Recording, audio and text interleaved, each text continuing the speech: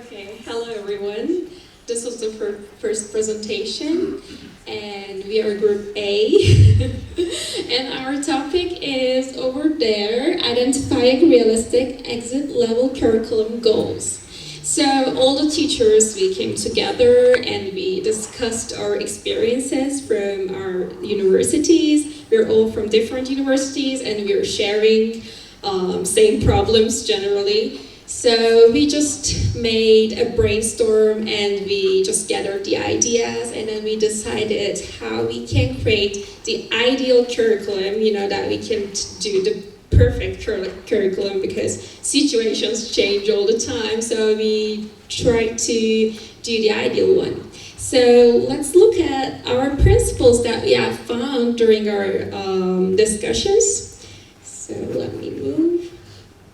The first principle we have talked about is we should focus on objectives, not our materials. That our schools gives us some materials, books, but the important thing is what do we aim. So if we know our aims, we know our objectives, we can make a better curriculum, because materials can change, but if objectives are the same, we can just adapt it. But first we should know the objectives. So the second principle we have found is we should focus on minimal survival for the faculty, because we are generally just loading so much information, maybe even students will not need in their future life, but when they go to their faculties, they don't know what to do. So instead of just turning around some unnecessary stuff, if you just move to what they need, it will be better for them. So the next one is that keep it simple. So we need to give time for both students and teachers to just make practice. We're just sometimes loading so much things, so we need to give time for internalizing, digesting, and producing. So if we become more flexible in our curriculums, both teachers and students will be enjoying more for their classes, right? Okay, next one. Incorporate academic content. As I said before, sometimes students don't know what they're going to encounter in the future. So if we integrate some contents from their departments in our classes, it will be much more beneficial for them, as we've found. I hope you agree. And what did I say? Okay. Also, we should give students input beforehand. Sometimes we're just expecting some output, but without giving any input. For example, while writing essays, we're just asking some questions without giving anything. So you're just thinking about what they should write instead of concentrating language skills, right? Okay, the next one is review periodically. What is it? Okay, you're gonna create a curriculum, a syllabus, but you need to check it, whether it goes well or not, right?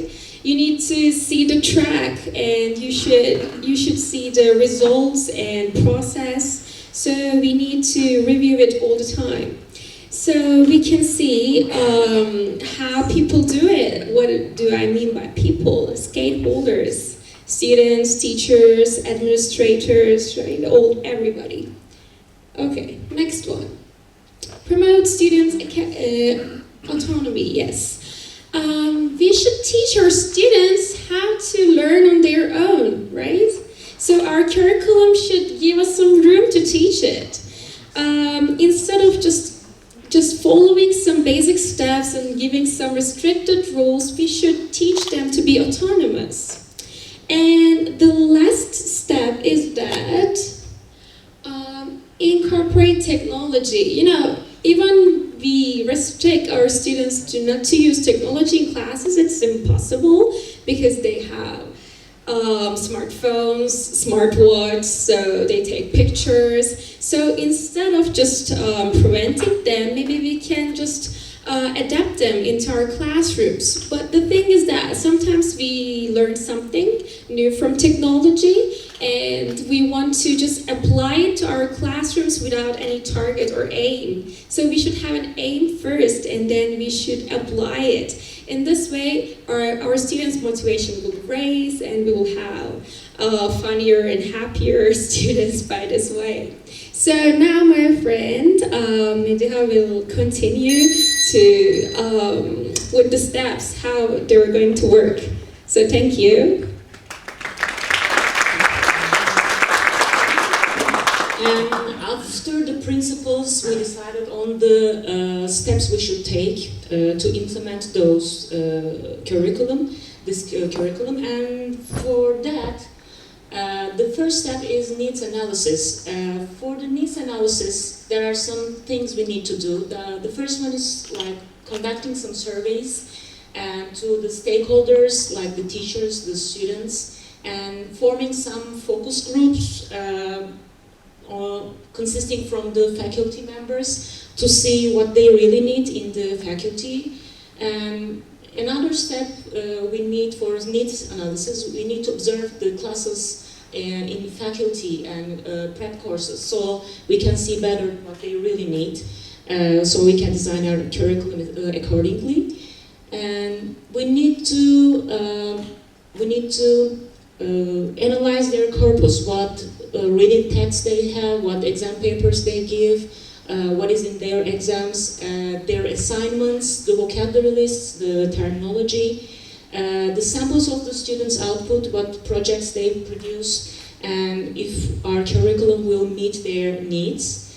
And after that, this is our second step, and we need to make a list of possible goals after like giving surveys, observing classes, and analyzing the corpus.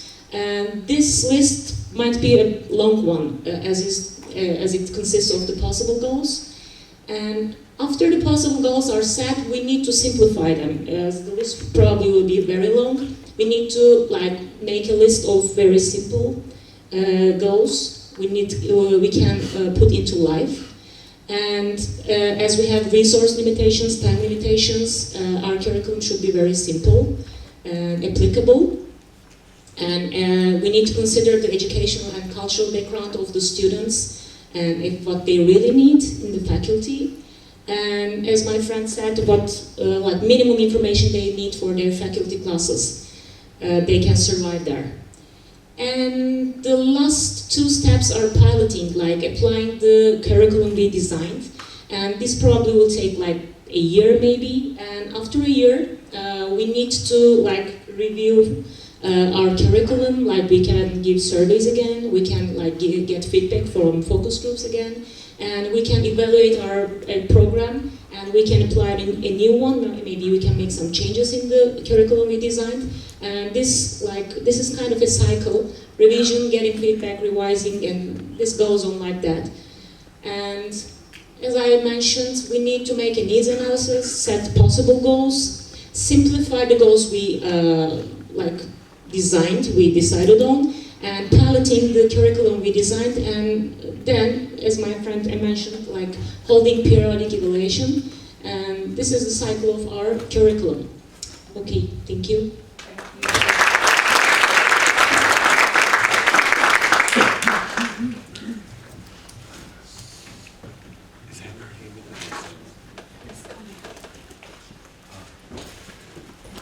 We're waiting for the questions that you prepared for Group A yesterday, but maybe someone has some questions already.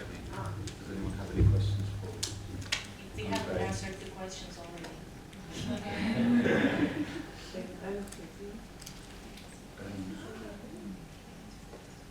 Maybe we should go on with the next one and then do the questions at the end from everyone. Yeah.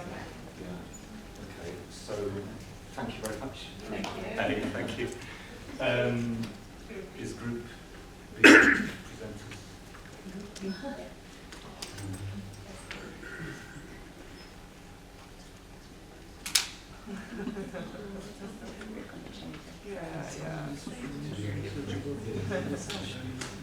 So we just all stand in. Yeah.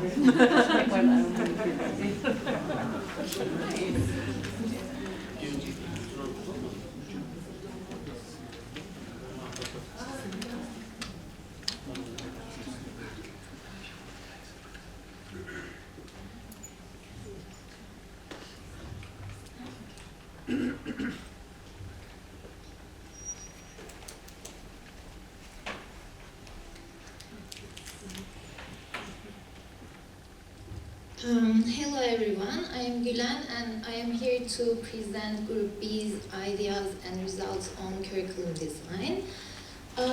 We have named our presentation as standards because standardization has been the topic which caused more debates than any other.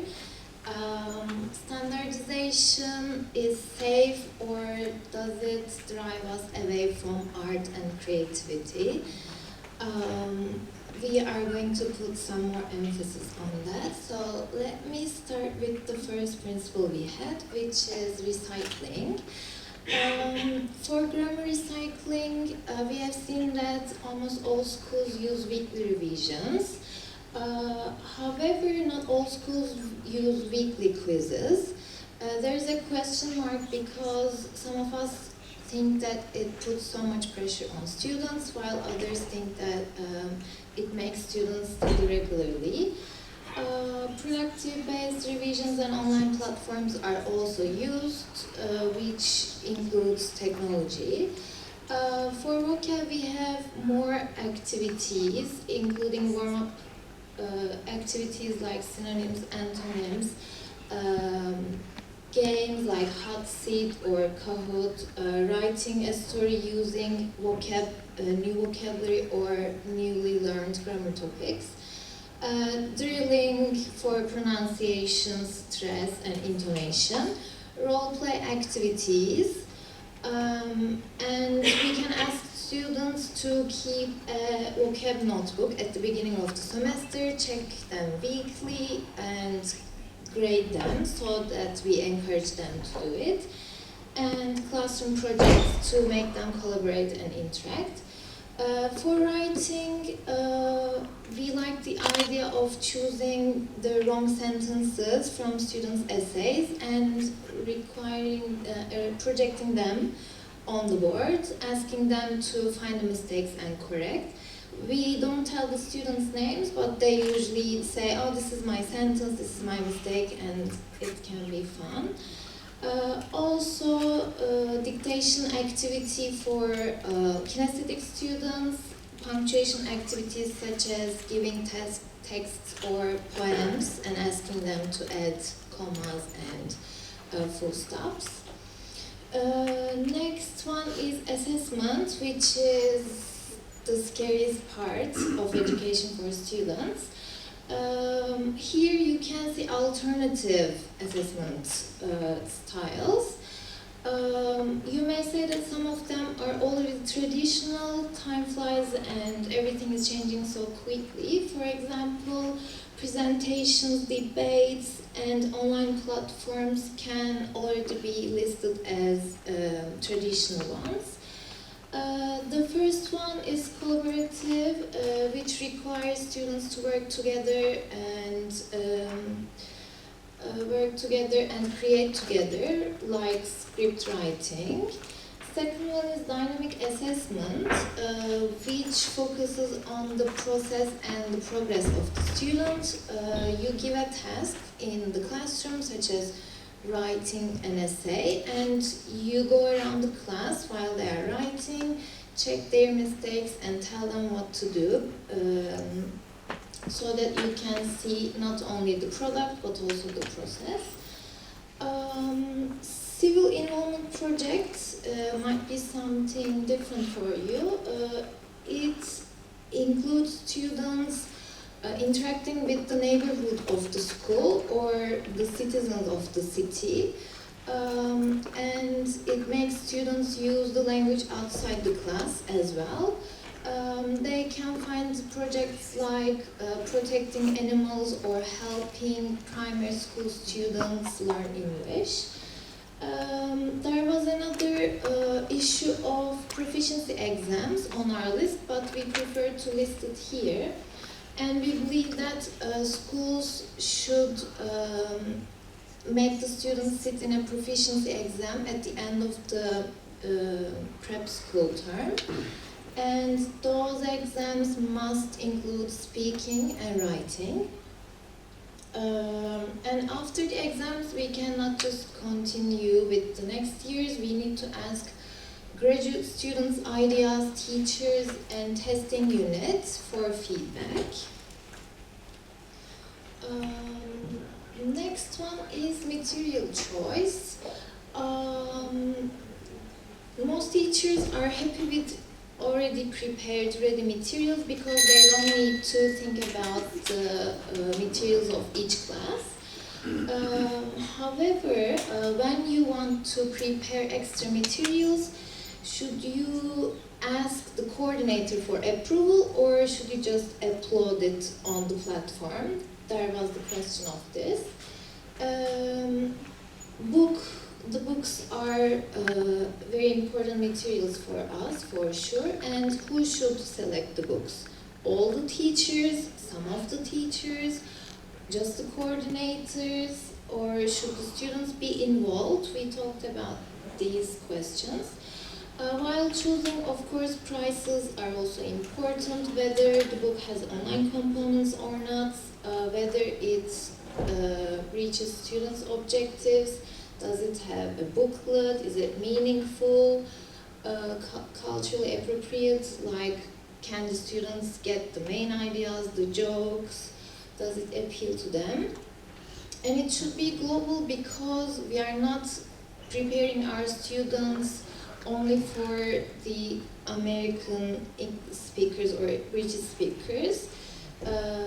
It should be global, and we need to check the book to see if it has any sexist issues, like comparing men and women on the topic of shopping, for example.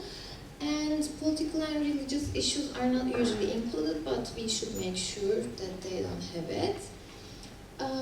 Learning styles are good to learn before the semester starts, so we can prepare different kinds of activities for visual learners and audio and kinesthetic learners. And critical thinking should be taught because it's not just required for the faculty but also for life. The next one is teacher autonomy. Is it safe to be free or not?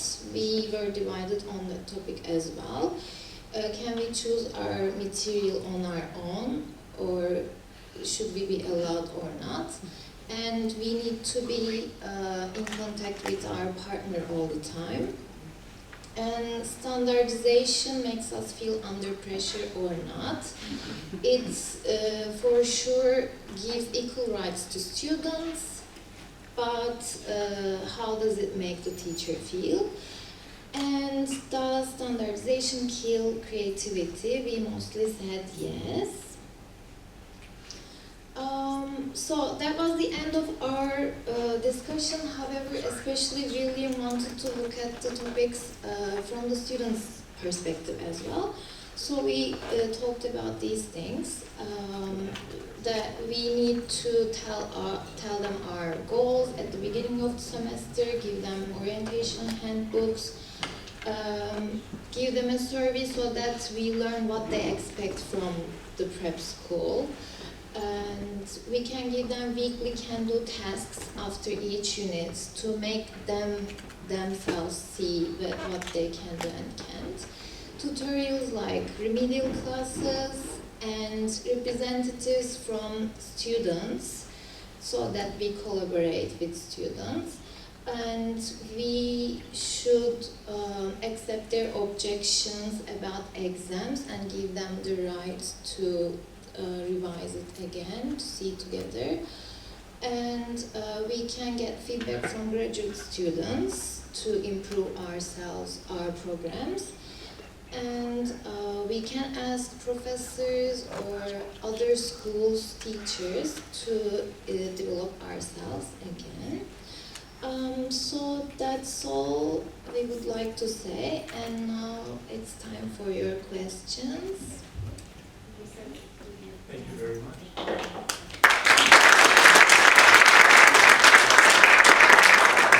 Thank you. Thank you very much for the presentation, Group B members. Now we do have some questions here that you would want the members of Group B to answer. So, where is Group B people? You're there. Okay, so you guys are not picking? No, Yes, actually, you are the ones speaking because the questions are for you. So would you like, please pass them on.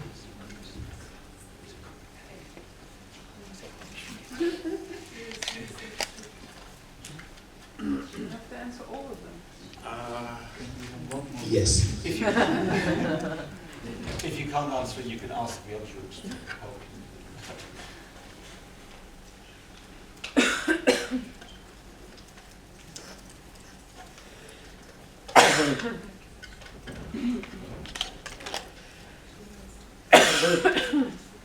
Yeah, well, we do have one spare.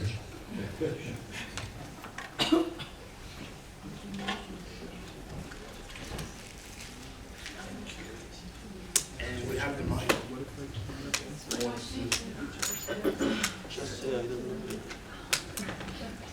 You might want to think about your questions first, and if you're ready, just raise your hand and I give you the mic.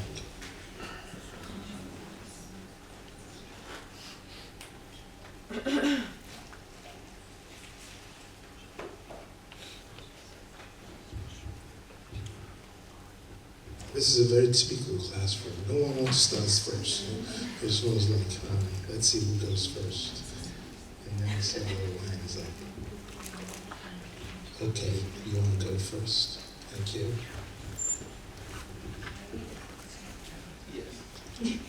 My question is how much flexibility should be given to teachers in terms of methodology and materials?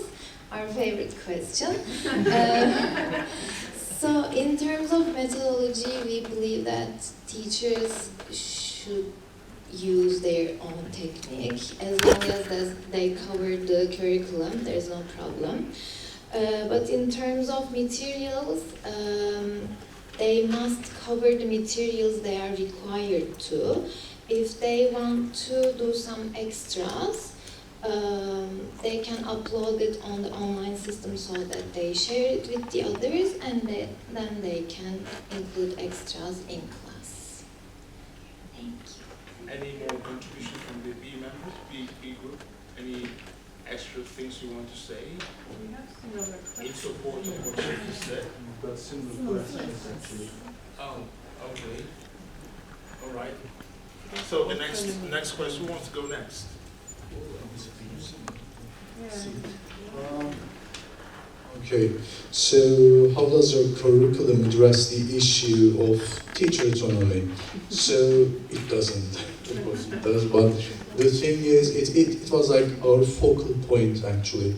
So as you just seen that we had a verses there, I mean, for teacher autonomy and standardization.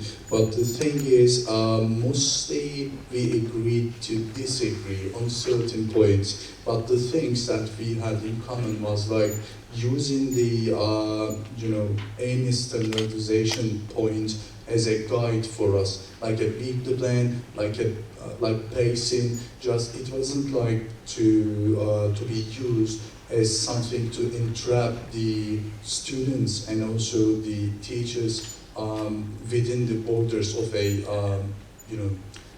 simple week plan or syllabus. But instead of that, we just agreed to use it as a guide.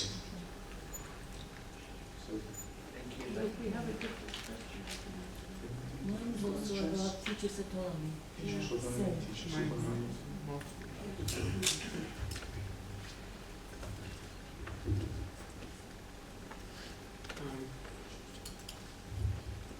My question is that regarding the profile of the student, like multiple intelligences, with different interests, is it realistic to think that we can ensure the overall curriculum outcomes? I think that's what we should aim. So I think that we should have different types of activities to address multiple intelligence and different learning styles as well in the classroom. And as my friend mentioned during the presentation, we can give a pre-survey before the year starts.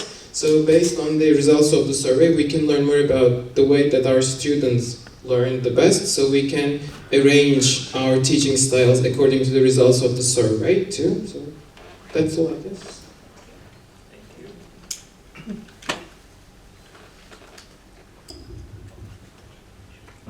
Hi, my question is how can we ensure consistency in the attainment of curriculum outcomes where students have different abilities?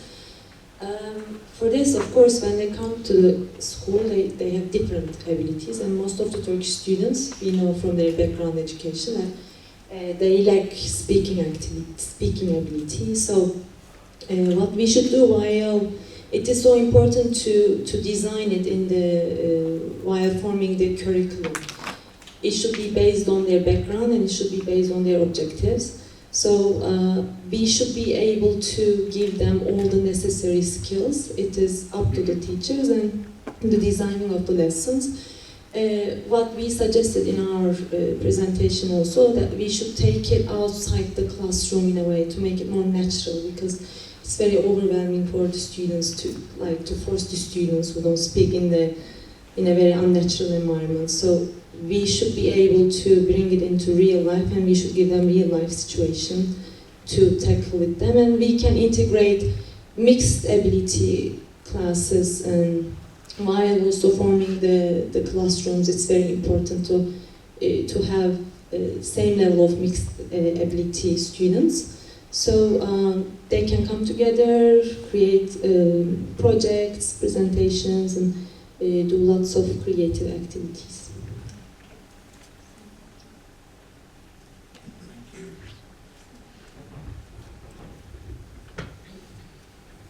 Okay, my question is, how aware really are our teachers of what the overall goals of the curriculum are? Or are they just focused on what page do I need to teach tomorrow? Actually, I think one of the reasons, well, we are mostly focused on what page do I need to teach tomorrow most of the time, but because of different dynamics, and so one of them is maybe sometimes the workload, sometimes the pacing, and even if we are aware of it, it's sometimes not really possible. And also I think this is a little bit about the teacher's autonomy, and for the teachers to not worry about only what page to teach tomorrow. I think they need to have some flexibility and autonomy so that they can cover and work towards really attaining the goals more.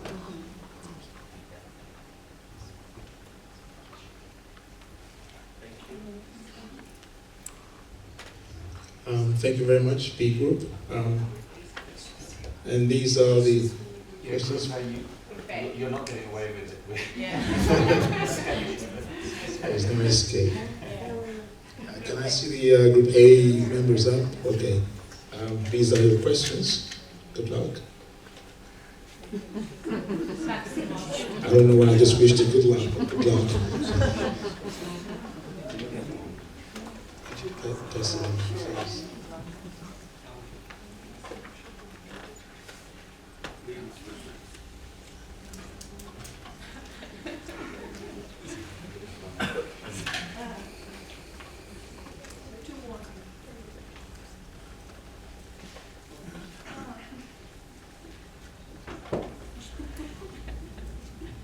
I just saw someone change a question.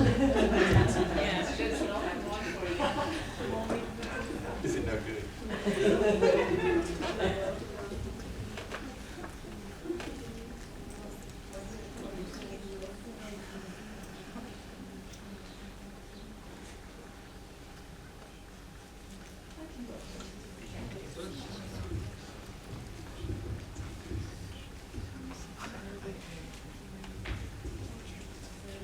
Well, my question is, by having realistic exit level curriculum goals, can we say that we are also lowering the standards? Actually, we are not, it doesn't mean that we are lowering the standards, because we first prioritize the skills we need to focus, and we simplify them by having students to gain the minimum survival skills that they need in faculty.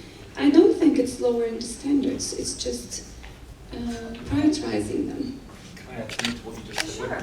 When I think when we were saying simplify, we didn't mean lower the standard. We meant maybe like prioritize. Like instead of having 20 goals, we prioritize what are the 10 most important.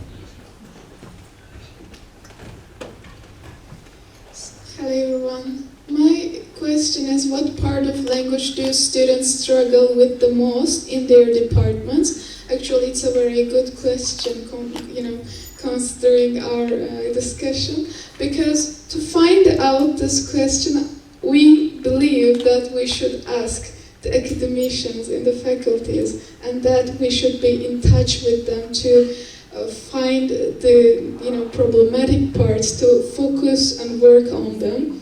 So that's why we believe to keep in touch with academicians is supposed to be in the center, so we can catch up with the desired goals. Thank you. Well, just you gave the mic to me, so I should go continue. Hi everyone, should I step up?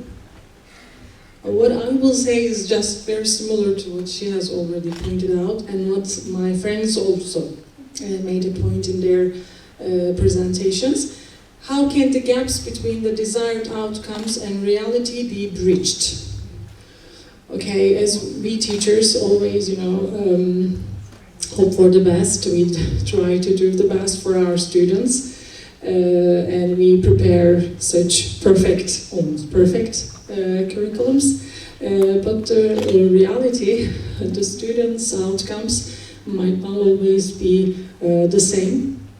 And maybe, as my friends pointed out, being in close contact with the faculty members and making all kinds of survey, we can just at least reach some of the objectives we can already pointed out in the beginning. That's all I can say.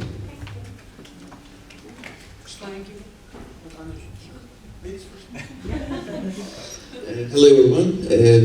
My question is what follows. Do exit goals include non-measurable but educational valuable skills, competencies, traits, etc. true, or only precise and concrete measurable ones? Yes, of course, and we have talked about, actually I mentioned about the giving some responsibilities to the students. You don't have to measure them, you don't have to grade them. For example, what kind of responsibilities? For example, you may ask your students to prepare a poster, and a poster about, for example, raising some kind of awareness about the political issues in Turkey, for example, Syrian refugees crisis.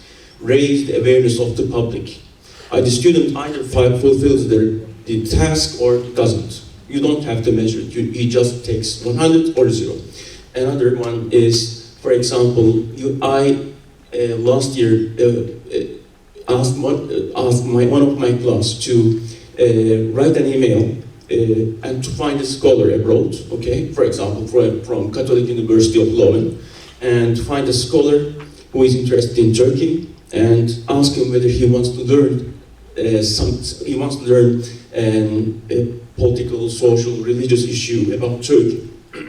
And I asked them to write an email and prepare an answer for the question, that specific question, and tell him your level, your English level, and tell him that you are going to be helpful as much as you can, because you are a native Turkish person, and you will give him as much information, authentic information that you have in your mind.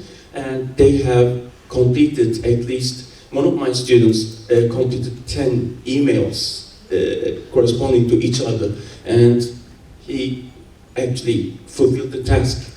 And these are, you don't have to measure them, you don't have to grade them, but you just give the task, and you also give the autonomy to the student by giving such tasks. I'm the hocam, you are the next one. You're about to ring the bell.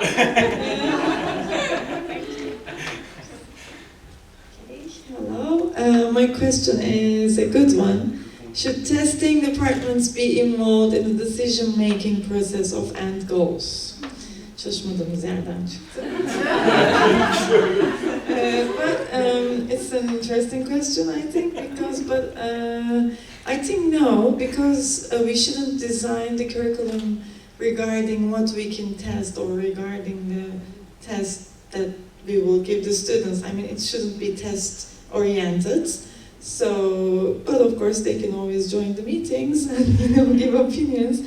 But of course, there's also this issue then, like our goals should be tested somehow. Like we should also involve things that can be tested in a way, but it also shouldn't be very test-oriented either. So I don't know. But I would say no, I think.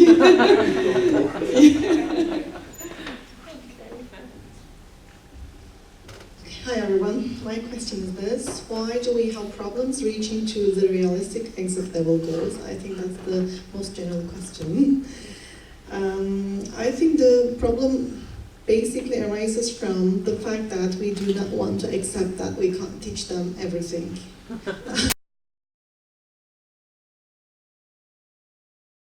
First, we need to accept that we can't teach them everything because they need a lot of things in order to get ready for their departments. But we can't teach them, we need to teach them English, we need to teach them academic skills, we need to teach them the expectations of the university, we need to teach them the vocabulary and the content they are expected to follow in the departments. So what is the priority? So we need to first focus on the priorities, that's very important. And the curriculum designers firstly must accept this fact and then prioritize what their students need the most. That's very important. And the next issue is, I think, the time constraints we have, or the time constraints imposed by outer sources. I think that's a problem that we face by the Council of Higher Education, because the Council of Higher Education says that you need to finish the program in 8 or 9 months, or you need to come up with a program that can be finished hopefully in 8 months, and which is quite impossible. We all know that. So they are in favor of a natural selection, which I totally disagree with, but we have to do that because we have been taught to do so. Time constraint is one reason. Another reason might be the students' backgrounds, because every year or every 5 years the students' backgrounds change. It keeps changing. The university entrance exam requirements are changing. So this changes the profile of our students. That's very important, because once you decide a curriculum, you design a curriculum according to the profile of the students that you are expecting. But for example, this year something happened and the profile of students has changed dramatically in our university. Maybe you have experienced the same thing. So this might be an issue. And that's it, I guess. One more thing, the expectations of the departments change. They are very ambitious. We are not actually in line with the professors and the assistant professors, because they want us to teach everything. They want perfectly prepared students in their departments, which is not possible in 8 months. So I think we need to find a way to convince them that they need to make some radical changes in their programs and in their teaching methodology as well. That's another constraint that we have, which doesn't seem quite possible actually in the near future. So maybe we should find a way to convince them that the profile of the students is this, the expectations of YÖK is this, so let's find a way altogether. So those might be the issues.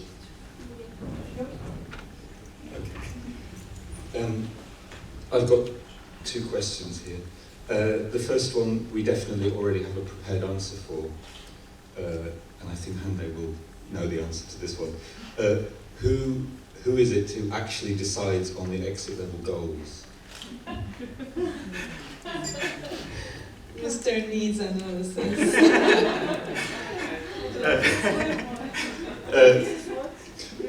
Mr. Needs Analysis.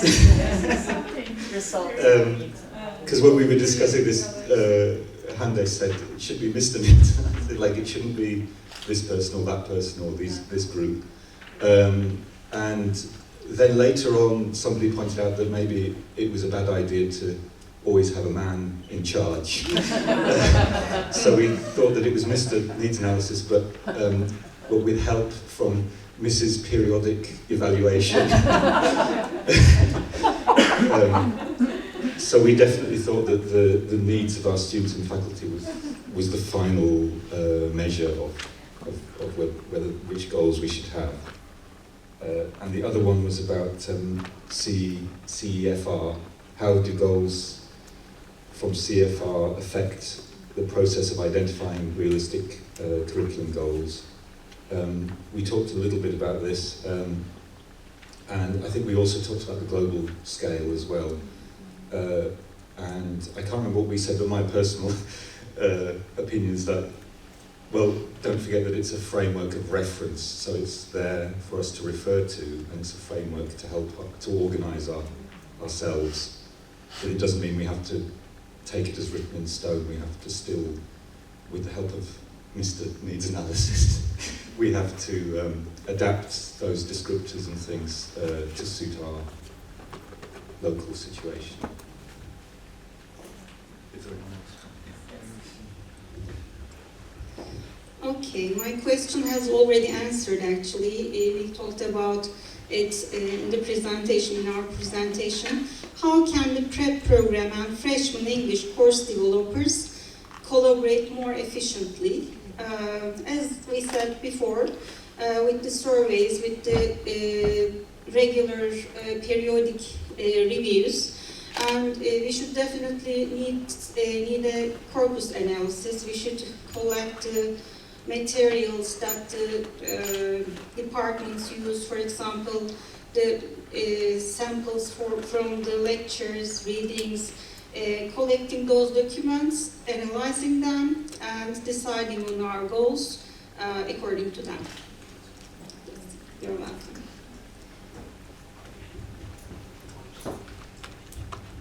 That was Group A, right? Yeah, okay. Thank you very much, Group A members, for your answers. Any other further contributions from anyone else who is not in Group A? No? Okay. So we have the next presentation from Group C. Everyone is coming out.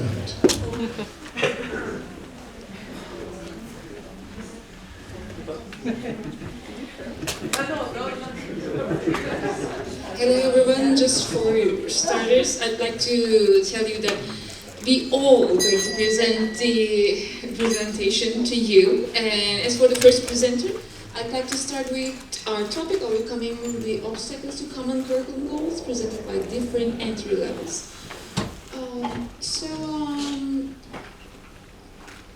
Yes. Okay, can we just move on? Okay, so more or less this encompasses the core idea actually, because when we look at this quotation, whether changes are minute or monumental in scope, that constant in our modern society is that organizations are always shifting, changing, transforming, and realigning. So each institution has its own transformation. Sometimes with this change creates the obstacle, and sometimes with this change brings the solution itself. So coming up to the next topic, we discussed the pathways progression through levels. So there are three different systems actually. So what about the modular system? We talked about the disadvantages of modular system. Actually, it's really little time to cover learning outcomes, and it overlaps the it's overlapping between course outcomes, and it creates difficulties in building rapport with students. And also, disadvantages of a program-based 2-semester program. It's quite long. So, for our university, it's 16 weeks. In other institutions, it could be 14 weeks or 15 weeks. It's too much without any intervals or any breaks. It's too long. It's hard to divide the CFR levels accordingly in the 2 semesters, and summer school time might be too short for zero beginners to reach the target level. As an alternative, my next colleague will also mention in details, there's a 3-semester program actually, and it's an alternative for these 2 prep school programs. So thank you. Hi. So our university has 3 semesters, so we discussed the possible advantages. Can you hear me? Oh, okay. The advantages of a 3-semester program. We said that it's easier to divide CFR levels because when you have 2 long semesters, sometimes one semester includes multiple levels, so that's why this is easier. And then the next one is it's easier for the students to progress to different levels when there are 3 semesters. Because one semester, if you have 2 semesters, then one semester can include A1, A2, and if the student is failing or cannot cope with the semester, then the last 3 or 4 weeks of the program is like a torture for the student. And since for example, the 4-semester modular system, in that system, the semesters are sometimes too short, 8 weeks, and that creates a rush in the program. But this one, with a 3-semester period with 13 weeks, it's not very short and it's also not very long, so there is no rush. And since it's not very short, it still creates an opportunity for action research because it's not very short. You can get to know the students still. And it also gives the teachers more time for autonomy and extra materials if they have any. Thank you. And hello, I am Seda. We although mentioned about the advantages, unfortunately there are also drawbacks. So one of them might be keeping the motivation high in the last semester is a challenge because there are 3 semesters that we thought the last semester will be a little bit difficult for the students, especially if you think about the time period of the year, which is spring and the summer. And obstacles stemming from school operations, which is schools, especially dormitories, for example, and some late registrations are not proper for the system, and most of the schools don't have the operating systems, etc. And may not be ideal for every teacher because we know that we got used to our periodical holidays, and it can be due to differently organized semester breaks. It can be difficult for some teachers, and physical conditions may pose some problems when it is hot. I should say that I come from Izmir Institute of Technology, and in Izmir it's really hot. And in some state schools, I'm sure we have physical condition problems, so it can be a great challenge in summertime, I guess. And my friend will go on, I don't know. Hello everyone, my name is Camila, and I will be talking about realistic exit level for 0 beginners. So in our discussion, we understood that there is a clear gap between learner outcomes and the goals that we set for them at the very beginning of the semester. It seems that we are maybe a little bit too ambitious in setting those goals, especially for 0 beginners, because we want them to achieve a very high level of English in just a year or maybe a year and a half. So a question follows whether those goals are realistic, and if not, maybe we should do something about it. Most schools have B2 level that they aim at, and we thought that maybe achieving, in previous presentations, the survival English was mentioned, so maybe achieving a B1 level or a B1 plus level would be enough, especially for 0 beginners, and maybe also students starting with different levels should be expected to reach a different end goal. So how do we ensure that this level is attained? It seems that most of the schools have the proficiency exam, but some of them have also the speaking and the writing components of it. Maybe there are some other ways to make sure that the level that our students attain at the end is sufficient. And maybe not necessarily only focusing on the proficiency exam is the best option. And also we thought that in many programs there is not enough focus on 21st century skills. We want our students to achieve English level proficiency, but we forget that we really educate critical thinkers, and we want to prepare them for the future market. So, okay, and one more thing at the end. Maybe our aim should be making sure that they achieve B2 level in certain skills, maybe in receptive skills, such as reading comprehension and listening comprehension, not in productive skills, which are, of course, more difficult. Maybe this expectation is not realistic. Thank you very much. Hello. Apart from all that, we also make some points about the overload of the program. I think the general consensus was that the program is basically overloaded in most places, and because there are too many course components in our program. It could be the content is maybe too rich sometimes, and the objectives could be too heavy for the students to handle throughout an academic year. And also it could be maybe too much homework sometimes, and maybe too much of an assessment with the quizzes and everything with that. And as a solution, we thought that I think we should simplify the curriculum and the content of the lessons that we cover. And in addition to simplifying, perhaps we can also omit certain topics that take place in the course design based on the students' needs and levels. And the other point that I'd like to talk about is about the teachers. Aydin, could you get the next item, please? Okay, the teachers should also be supported throughout the program in case it's an overloaded one, with regular meetings, with at the end of level meetings, or a personal support from the coordinators or the curriculum developers.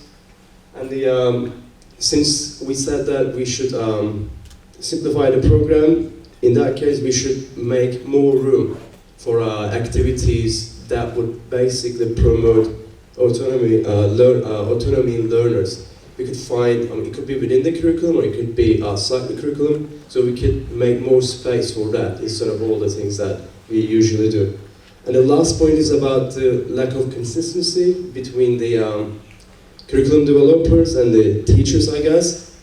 We believe that according to the points and discussions we met, I think curriculum developers should be involved in classroom practice in order not to be too out of the classroom realities. But of course it should be in a balanced way. Yeah, thank you very much. Hello everyone, my name is Beyza Köroğlu. Another obstacle to common curriculum goals is the lack of collaboration among different stakeholders. We think that problems arise from conflicts between curriculum and assessment teams when they are separate units, so they should be feeding each other at all times. And the other point is too much assessment. When there is too much focus on assessment, students feel too much exam-oriented and they don't focus on achieving learning outcomes, really. And the other point is student and teacher involvement. It is in curriculum design, it is of great importance because getting feedback from both teacher and students at the end of the semester will help us redesign the curriculum for the following academic year. And then, when teachers do not feel fully involved and informed, there may come the risk of resistance to change. And the other thing that we thought that we should use activities to foster collaboration among students from different contexts and levels to broaden scope, extending the language programs to the faculty. We thought that collaboration should go beyond prep schools. And then lastly, it is important to ensure the quality of curriculum content with increased support from the administration by providing time and resources. Thank you. And another point that we talked about is being flexible in the classrooms and standardization. Firstly, we talk about the problem of students not being autonomous in Turkey because of their background in their high school or the experiences they had in their primary school. And then we thought that when it comes to prep school, maybe we should try to change it, and we should try to use maybe different methods in our curriculum while designing our curriculum. And then here, just as an opinion, we thought that maybe the students can bring their own materials to the their classes, and they can control their learning process maybe, or they can give feedback to each other. And then we also thought that secondly, we need a consistent course content, but these course contents here we need CFR goals. They help us, of course, as a guide, and standardization doesn't always mean something harmful for the institution and the instructors. But here, while trying to apply the standardization in our curriculum, there should always be room for the instructors and the learners where they can feel independent and free in order to develop their own or control their own learning process. So finally, we tried to come up with a model that would overcome the obstacles that we discussed, and our model is called One Size Doesn't Fit All, because we realized that no matter what we discussed, we always had pros and cons, and so we thought we need to consider actually the context, available resources, the student's profile, the teacher's needs and desires, and the faculty, of course. And we need to refer and go back to the needs analysis maybe, and we need to make the change always going on. It needs to continue and transform. As we stated at the beginning of the presentation, transformation and change, they are inevitable. So one size doesn't fit all, and solutions won't make everybody happy, but we need to come to kind of an optimum program, come up with an optimum program. Thank you.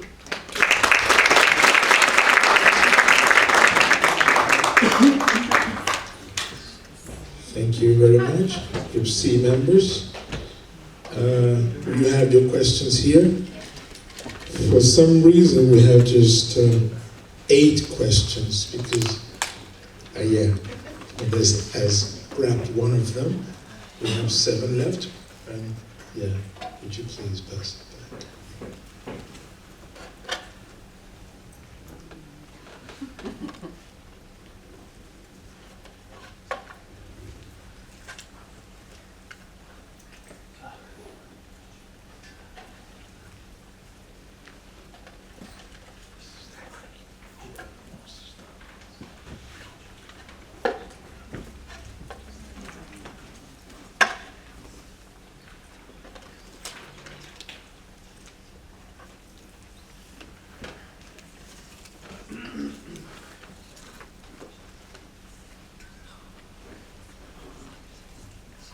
Okay.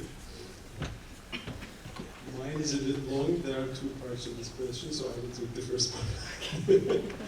should we change the targets in the middle of the semester when we have new students or newly established departments? So I skipped the newly established department part because I assume the department will not start in the middle of the semester. So when we have new students, I guess this question refers to the late registered students, the contingent ones. So when we have them, we cannot change, this is my personal view, I mean, we cannot change the objectives because the objectives concern the total number of students in the whole foreign languages department. But we can come up with extra workshops and extra tutoring, these kinds of services for these students so that they can catch up with the already existing students in the program. Thank you. How flexible is your curriculum in relation to program overload? Your curriculum, I take it as an institutional question. We have learning outcomes and we expect teachers to be flexible in the way that they teach the objectives that are stated. In the beginning it works quite well. We feel that people are flexible. They use the material, but they can use other materials in order to achieve the objectives. But as the time goes by, when they come towards the end, there's rush, and everybody keeps asking, have you covered it, have you covered that?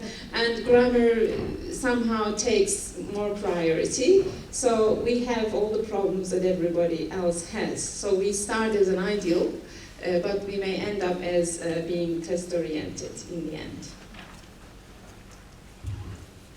Hello. My question is, how can we ensure that students have a clear understanding of the curriculum goals?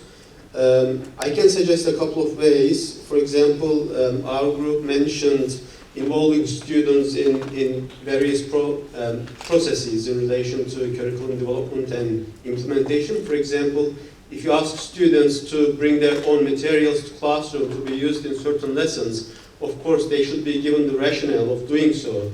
For example, if you are going to be focusing on understanding the main idea and reading skills, and if you tell students to choose something accordingly, they would be in a way made aware of curriculum goals indirectly, or involving students in some decision processes, like developing the curriculum as a team, involving at least getting some student representatives for the process as well.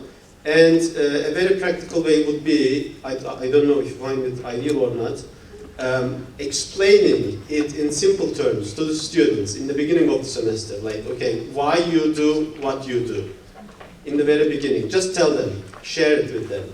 This can be done in simpler versions of the curriculum, adapted for students. Okay, thank you. And hello again. My question is, how many class hours are needed in order to reach the end goals? I think we need a lot of hours, but we discussed this one in fact, and one of my friends mentioned about the research that for A1 level, as I remember, it was 60 to 80 hours to come to the end of the A1 level, and it changes, and it gets more in the A2 and B1 levels because there are a lot of subjects and more things to learn in the other parts. And as a solution, I said that, for example, in my institution, it is like for A1 levels, we have more lessons, and then it goes down when it is in A2, and for example, B1 has 20, A2 has 24, and A1 has 26. So we try to put them in the same road in the end, accordingly. So I don't know if it is enough, of course, but maybe we can arrange them according to the levels. It can help somehow. Thank you. My question is giving lower level students more and more hours in class really the answer to getting them to B2 by the end of the year? Actually, I think sometimes yes, sometimes no, because the number of the hours are not really important. How efficiently you cover these hours are the important thing, is the important thing here. What you did in these, what you do in these hours, or what kind of materials you use, or which methods you apply to your classroom, or should be taken into consideration here. Thank you.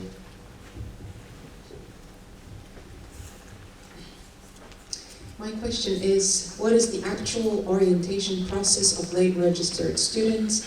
So I can't really answer this question because at Koç we don't really have an orientation process. There is no preparatory school. We have an English language center, and we have students at the beginning of the academic year, when they are already after their orientation, they have an orientation for the entire university. So in a way we don't have that problem. And we don't really, I don't think we have late registered students, but as my friend mentioned, I guess we can all think of some ways of making this late start for them easier by maybe giving them some tutorials. At Koç we have 5 office hours every week, so I can imagine that if there was a student who started late, maybe we could just talk to this person and offer extra help. I understand that it's not always possible, but if there are office hours, maybe that could be an answer to it. Maybe that's what they can be used for. Thank you. Okay, the question is, how can we help the weaker students or slow learners? Well, we talked about extra support for those students, and some schools had independent learning centers that students are asked to attend, and we have study centers. Office hours and tutorials are another way. And if you remember the article about hybrid learning, there's the core academic lessons, and then it's supported, surrounded with other labs and tutorials. So that could be a model for those students. So not everybody has to attend, but depending on their needs, maybe learning can be individualized in that sense. So these are some things that we discussed. Do you have anything to add to this? Weaker students? No? Okay. Thank you. My question has already been answered, so Okay. I It was don't want about to say the- twice. yeah. Increasing the number of hours for 0 beginners. So you have already answered that. So that's it? Is that all from Group C members? I think yes, Jonathan?